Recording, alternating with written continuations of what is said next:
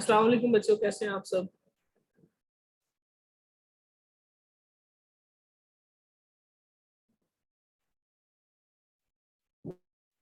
वालेकुम सलाम सर।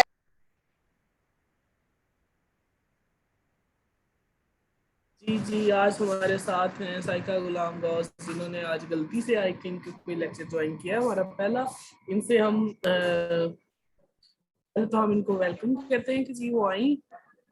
और थैंक के यू बाद सो हम मच सर। एक्चुअली आज मैं फ्री थी इसलिए मैं आ गई। हाँ हाँ वैसे मेरी क्लास पढ़ाई। भी होती है। मसला ये है हमारा कि पढ़ाई जो है वो एक हमारा वो है साइड बिजनेस। दूसरे काम बहुत जरूरी है, ये तो नहीं होती नहीं सर, रहती है ऐसी इसका। बात नहीं है इस, अब। इसका इसका कोई नहीं मसला, ये तो चलती रहती है। नहीं नहीं सर, अब ऐसी बात नहीं, अब इतनी तो बेइज्जती ना करें। अगर मैं गलती से आज आ गई। चले ठीक है।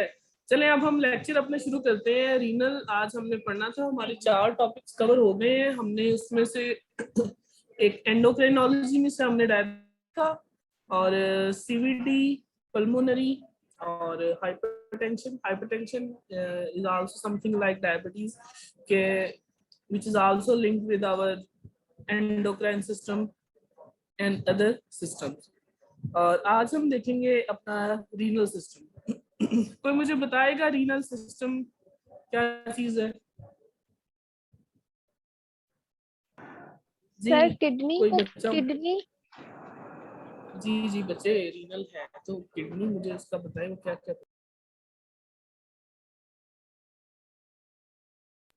जी जी वो किडनी ही है, मुझे बताएं वो क्या क्या करता है।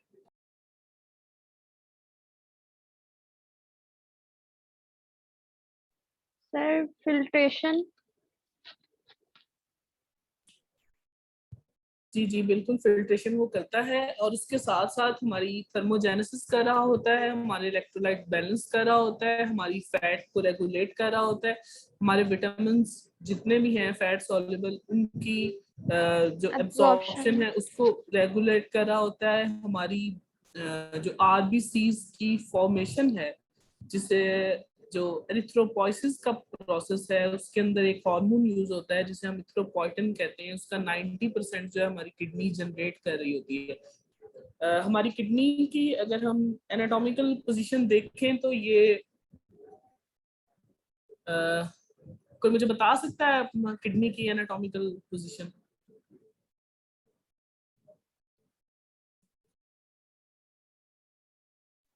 Sir below abdomen. Behind behind the GI system. ठीक है, हमारे जितना भी जीआई ट्रैक है उसके ये जस्ट बिहाइंड पड़ी होती है। अगर किसी बंदे को लोअर बैक में पेन हो रही है, लेकिन उसकी जो हमारी जो वर्टिब्रा कॉलम है उसके अंदर पेन नहीं है, लेकिन जो साइड पे पेन है, और अगर उसे उस पॉइंट पे अगर आप उसे फ्लेक्जन या एक्सटेंशन करवाते हैं और वो नी जो पेन है वो खत्म हो जाती है, इसका मतलब वो मसल एक है, और अगर वो रिड्यूस नहीं होती, वो एलिवेट हो जाती है, तो इसका मतलब वो किडनी पेन है। ठीक है, इसके बाद हम किडनी का कुछ देखते हैं। अभी जो स्लाइड्स हैं इसमें किडनी की ना कोई आपको शेप नजर आएगी, ना उसका कोई पूरा फंक्शन नजर आएगा, लेकिन जो अब आपको प्रोवाइड की जाएंगी उसके अंदर वो हर चीज प्रेजेंट होगी। ठीक है, जो हमारी किडनी है वो बीन शेप होती है, उसके साथ हमारी एक आर्टरी और एक वेन जुड़ी होती है। ठीक है, आर्टरी जो है वो ब्लड प्रोवाइड कर रही होती है, और वेन जो है वो ड्रेन कर रही होती है। उसके अंदर से एक यूरेटर निकल रहा होता है जो कि हमारे यूरिनरी ब्लैडर के साथ अटैच हो रहा होता है। Urinary bladder basically triangular shape में होता है, और वो वहां से यूरिथ्रा और यूरिथ्रल ऑरिफिस के थ्रू हमारा जो यूरिन है वो एक्सक्रीट आउट हो रहा होता है। वहां पे एक स्फिंक्टर प्रेजेंट होता है जो कि between the junction of the urethra and our urinary bladder. ये था हमारा जो सिंपल सी जो फिजियोलॉजी है, वर्किंग है रीनल सिस्टम की। इसके बाद हम बात करते हैं हमारा जो, मुझे तो जरा बताएं हमारी किडनी का फंक्शनल यूनिट कौन सा है, जल्दी से। नेफ्रॉन्स। अच्छा, और नेफ्रॉन का फंक्शनल यूनिट कौन सा है।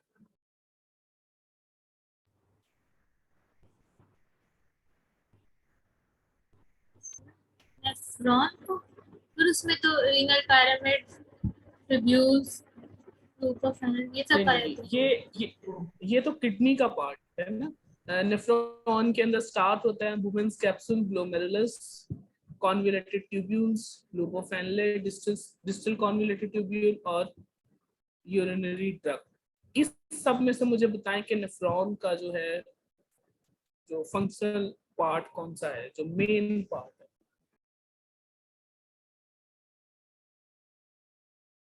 इस सेंस में कि कोई और इस सेंस में बताना है जहां से फिल्ट्रेशन हो रही है।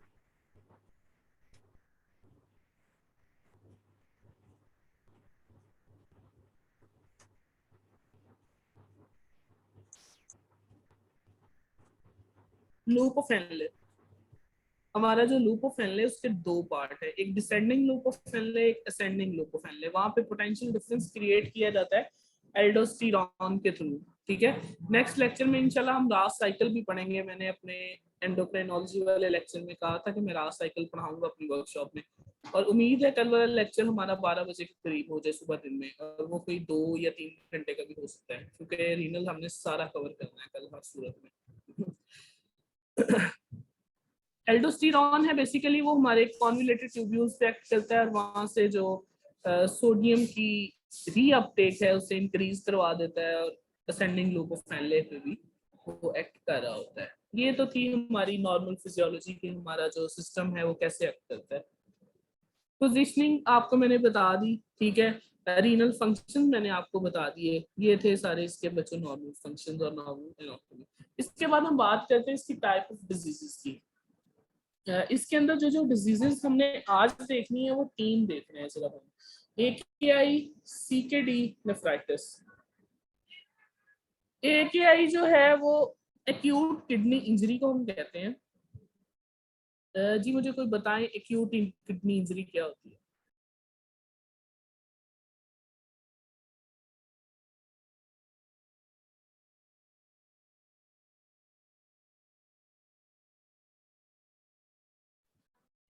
बच्चों बताओ, जल्दी बताया करो, हमारे पास सिर्फ 45 मिनट्स होते हैं एक लेक्चर के लिए। सर AKI बेसिकली इसमें किडनीज जो है ना प्रॉपर फंक्शनिंग कर रही होती हैं, और इसमें जो है ना मतलब ये कि ये एक्यूट में माइनर लॉस से स्टार्ट हो सकती है, और सम टाइम्स ये भी होता है, मोस्ट ऑफ द टाइम ये कि कंप्लीटली बिल्कुल ही काम करना छोड़ देते हैं। Then how would we differentiate between AKI and CKD?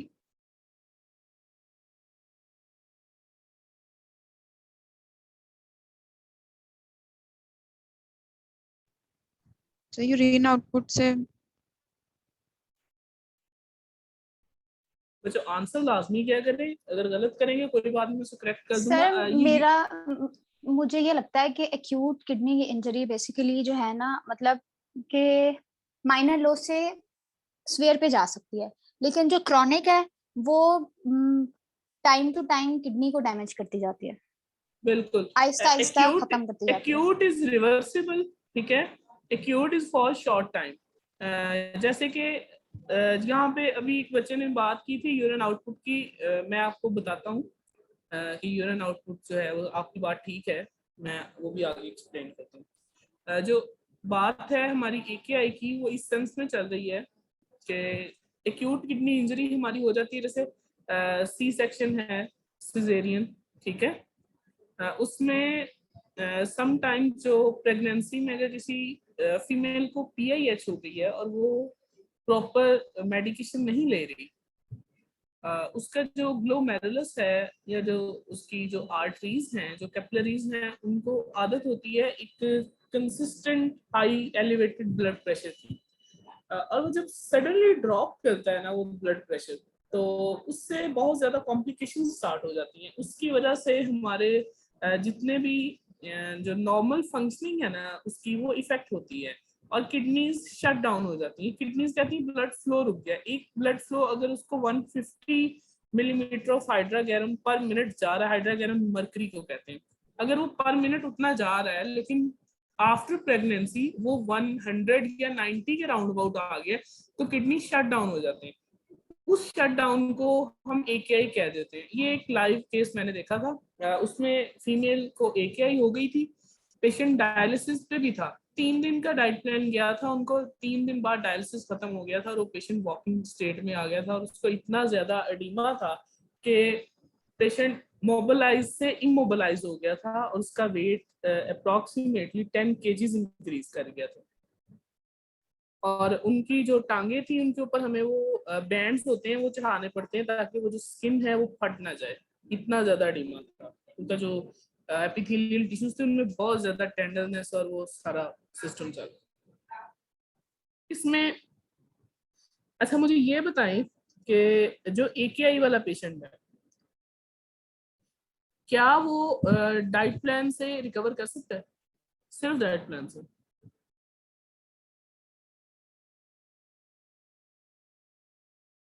No sir, मेरा ख्याल है कि शायद सिर्फ डाइट प्लान से नहीं कर सकता क्योंकि शॉर्ट टाइम के लिए होता है लेकिन बहुत स्वेयर होता है, तो आई डोंट थिंक सो कि सिर्फ डाइट कवर करेगी उसको। जैसे मैं आपको एक मजे की बात बताऊं कि जो CKD वाला पेशेंट है वो भी सिर्फ प्लान से रिकवर कर जाता है। हम लोग अच्छा, वो डायलिसिस कैसे? स्टॉप कर देते हैं। मेरी बात सुनो, डायलिसिस में निकालना है वेस्ट प्रोडक्ट। वेस्ट प्रोडक्ट किसने इस सेंस में देना है कि जो हमारी किडनीज हैं उन्होंने सोडियम एक्सक्रीट आउट करना है, उन्होंने फास्फोरस एक्सक्रीट आउट करना है, उन्होंने कैल्शियम एक्सक्रीट आउट करना है, उन्होंने पोटासियम एक्सक्रीट आउट करना है और वाटर की अमाउंट को रेगुलेट करना है। ठीक है, बेसिकली इलेक्ट्रोलाइट बैलेंस बना के रखना है और वॉल्यूम को मेंटेन रखना है। जब CKD का प्लान जाता है तो वो जाता है कि पेशेंट का जो टोटल यूरिन आउटपुट होता है उसके अंदर 500 ml को प्लस किया जाता है क्योंकि जो बॉडी नीड है डेली की वाटर की वो टोटल 500 ml है। हम पढ़ते हैं कि बॉडी वेट में इतने पहले 20 किलो kgs के लिए 1000 ml और नेक्स्ट 10 kgs के लिए 500 ml और बाकियों के लिए 35 ml पर kg से मल्टीप्लाई करके करते हैं। लेकिन जब आप प्रैक्टिकली आते हैं CKD में तो ऐसा कुछ भी नहीं होता और ना ही इतना वाटर कन्वीनियंट है किसी नॉर्मल पेशेंट के लिए भी पीना। कि इतना 2000 ml तक कौन पीता है? मैं नहीं पीता। ये सारी थ्योरेटिकल बातें। जब हम जाते हैं ना प्रैक्टिकल में, CKD में हम जो उसका टोटल आउटपुट होता है उसके अंदर हम 500 ml ऐड करते हैं। अगर पेशेंट का जो CKD वाला होता है उसका टोटल आउटपुट आ रहा होता है 400 ml, 450 ml या 500 ml, ठीक है। उसके बाद उसकी इनटेक भी काउंट हो रही होती है। टोटल जो बैलेंस है उसका वो अप्रोक्सीमेटली 500 ml के अगर प्लस माइनस में आ रहा है तो वो ठीक है, उसको डायलिसिस नहीं रिकमेंड किया जाता। उसके बाद जो डायलिसिस का देखने का जो तरीका है कि पेशेंट को किस टाइम पे डायलिसिस दिया जाएगा। डायलिसिस मॉनिटर किया जाता है बेसिकली 2 चीजों से, एक आपकी क्रिएटिनिन लेवल और दूसरे EGFR लेवल। जो क्रिएटिनिन की नॉर्मल वैल्यू है वो बच्चे 0.8 से 1.2, ठीक है, ग्राम पर डेसीलीटर। ये आपकी इतनी नॉर्मल रेंज है, इससे ज्यादा या इससे कम नहीं होनी चाहिए। ये बेसिकली जो क्रिएटिनिन, पहले मुझे ये बताएं क्रिएटिनिन में होता क्या है?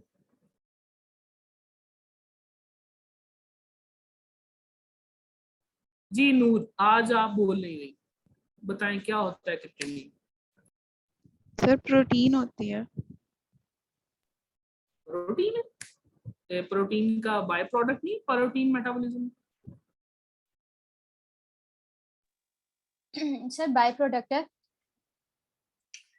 क्रेटीन का।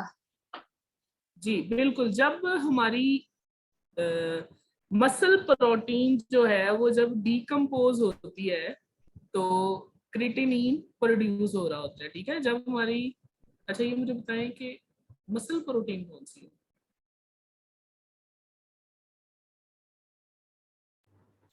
सर मसल प्रोटीन में जी निम्रा बोले। मायोसिन बोल रहे। जी बिल्कुल, मायोसिन एंड ट्रोपोनिन और ट्रोपोमायोसिन, ये 3 प्रोटीन है जिनकी बाई प्रोडक्ट, हर एक की बाई प्रोडक्ट में क्रिएटिनिन प्रोड्यूस होता है लेकिन इनकी बाई प्रोडक्ट में ज्यादा प्रोड्यूस हो रहा होता है, ठीक है। जो लोग पेम प्रोटीन एनर्जी माल न्यूट्रिशन का शिकार होते हैं उनका अक्सर क्रिएटिनिन लेवल हाई होता है, या जो लोग स्टारवेशन में जा रहे हैं, जैसे थर के लोग हैं वो स्टार्विंग है, उनकी जो मसल प्रोटीन है मसल वेस्टिंग स्टार्ट हो गई। और यही एक रीजन है कि हमारा जो वेट है वो एक्सट्रीमली लूज होता है during renal dysfunction. Renal dysfunction में हमारी बॉडी नीड्स एलिवेट हुई होती हैं, हम पेशेंट को बहुत कम दे रहे होते हैं, डॉक्टर्स खाना पीना उसका रोक देते हैं, पानी रोक देते हैं, प्रोटीन ब्रेक डाउन नहीं हो रही होती, फैट की लिपोलाइसिस नहीं हो रही होती, फैट रेगुलराइज नहीं हो रही होती, और ये सारी चीजें साथ साथ चल रही होती है, हमारी जो प्रोटीन है वो वेस्टिंग होने लग पड़ती है। जी, अब तक किसी ने कोई क्वेश्चन पूछना हो?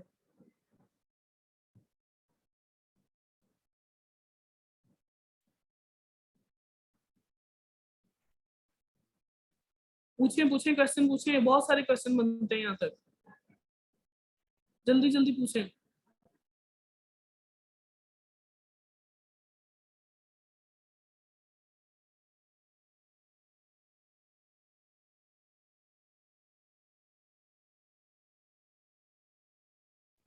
सर आपने जो भी केस बताया, जो आप कहते थे कि आपने खुद देखा है, तो उसमें भी तो मतलब उन्हें एक्यूट में फॉरेन डायलिसिस पर 3 दिन के लिए लेके गए थे, तो आप कह रहे थे कि डाइट प्लान से मतलब रिकवर हो सकता है, तो फिर वो एक्यूट तो होता ही एकदम सडन और सिवियर है, तो वो खाली डाइट प्लान से मतलब किस तरह से होगा? एक्यूट हम उसे इस सेंस में कह रहे थे कि जब वो पेशेंट आया था ना हमारे पास, उसके किडनी फेल हो चुके थे, किडनी फेल हुए हुए 3 घंटे 4 घंटे हो चुके थे, पेशेंट स्टिल वाटर कंज्यूम कर रहा था, और जो उसका एडिमा है वो परसिस्टेंट जारी था। आपको पता है एडिमा कितनी देर में हो जाता है पेशेंट को अगर वो वाटर कंज्यूम करता रहे? विदिन 1.5 और पेशेंट की जो लिम्स हैं वो स्वेल करने लग पड़ती हैं, इतना ये अर्ली एडिमा आ जाता है पेशेंट को। तो सर ये जो ये है किडनीज एकदम, जैसे आप कह रहे हैं कि वो उनकी किडनी मतलब बिल्कुल तरह डैमेज हुए हुए 3 घंटे हो गए थे, तो ये भी एकदम से ही होता है? ड्यूरिंग सर्जिकल प्रोसीजर आपकी अगर कोई किडनी पे कट लग गया है या आपकी जो कोई यूरेटर है वो डैमेज हो गई, क्योंकि सी सेक्शन में वो बिल्कुल हो जाती हैं, सामने आ जाती हैं, ठीक है। अगर तो आपका LSCS है फिर तो नहीं होगी, ठीक है। लो सेगमेंट सिजेरियन सेक्शन अगर है तो बिल्कुल नहीं होगी, लेकिन अगर लॉन्ग सेगमेंट है या एलिवेटेड सेगमेंट है उसमें वो आ जाती है और सम टाइम वो हो जाता है। लेकिन ये बिल्कुल वो पेशेंट 2 से 3 दिन का था कि उसका जो बेबी था उसकी भी डेथ हो गई थी, और डॉक्टर्स को उसकी हेस्टेक्टॉमी करनी पड़ी थी, उसका यूट्रस भी रिमूव करना पड़ा था।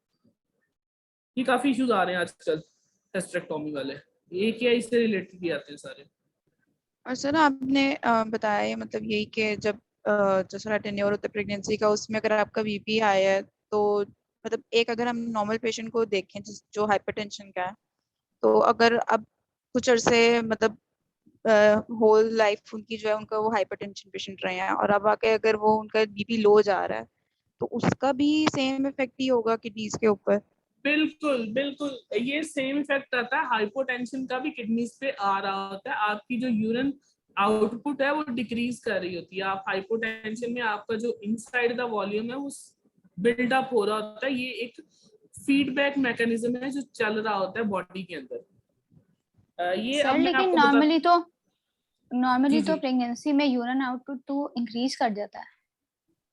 उसकी भी एक रीजन है क्योंकि एस्ट्रोजन लेवल्स जो है वो हाई होते हैं, आपका जो ब्लड प्रेशर है वो इंक्रीज होता है, blood flow toward kidney increase कर जाता है, जिसकी वजह से रैपिड एक्सक्रीशन हो रही होती है। तो सर क्या हर बंदे को मतलब किसी का ब्लड प्रेशर इंक्रीज है, किसी का लो है, क्या हर बंदे को अफेक्ट करती है किसी ना किसी, मतलब उसकी किडनीज ड्यूरिंग प्रेगनेंसी किसी ना किसी तरह हर बंदे की अफेक्ट करती हैं कि नहीं? हर बंदे की तो कभी भी नहीं इफेक्ट कर सकती, क्योंकि कोई भी बंदा अगर किसी डिजीज में आया है, अगर वो प्रोन टूवर्ड डिजीज हुआ है, वो किसी रीजन से हुआ है, उसकी जो बॉडी थी वो इतनी ज्यादा स्ट्रांग नहीं थी कि वो उस स्ट्रेस फैक्टर को बेयर कर जाए। अगर कोई जैसे कोविड है वो हर बंदे को अगर वो इफेक्ट करता है, लेकिन उसके कुछ लोग एसिम्टोमेटिक रहते हैं, कुछ पे जो सिम्टम्स है वो माइल्ड होते हैं, कुछ पे मॉडरेट और कुछ पे सिवियर। ये डिपेंड करता है आपकी बॉडी कैसे रिएक्ट कर रही है। Okay sir. जी, किसी और का कोई क्वेश्चन जल्दी जल्दी पूछो।